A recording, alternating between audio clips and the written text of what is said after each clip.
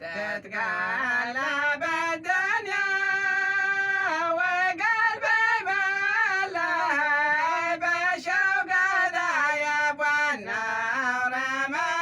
عيني غيب والواقع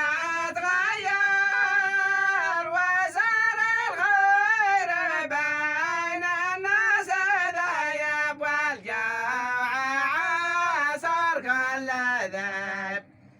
ما صاحب الذي يلبي صاحبه وقت النوايب ولا في الوقت الصعب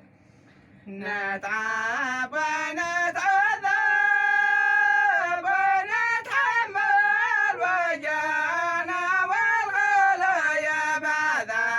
قدرنا والنصيب وما